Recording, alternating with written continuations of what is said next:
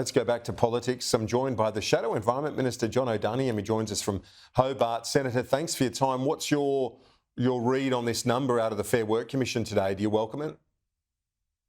Well, obviously we respect the independence of the Fair Work Commission, and no doubt there'll be many Australian households that are grateful for a little bit extra.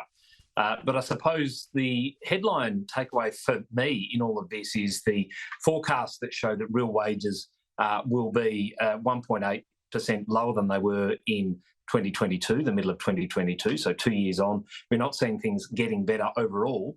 But of course, to hear the Fair Work Commissioner say in his reasons for making the decision that they did, that productivity is in no way picking up to where they want to see it, which is holding back their capacity to support low-paid workers, but it points to the policies of this government.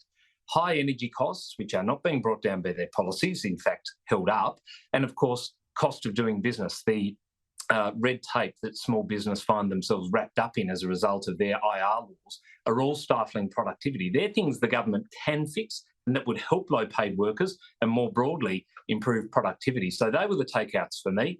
As I say, it's probably good news for many households across the country, but at the end of the day, government policy is holding them back from where they could be.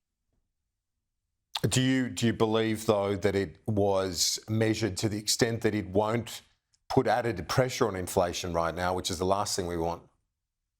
Well, the Fair Work Commissioner did point to the reasons why they didn't go any further. And of course, as I've already said, productivity was a key factor in that, and the fact that it hasn't picked up in the last 4 years and only just returned to growth. But yes, they do have to take into account whether or not a decision will drive up inflation, and they've got it in that target band that the RBA have set with regard to inflation. So while there is a little improvement for low-paid Australians, of course, there are other things holding Australians back, and they are government policies that are keeping the cost of living high and the capacity to earn more down.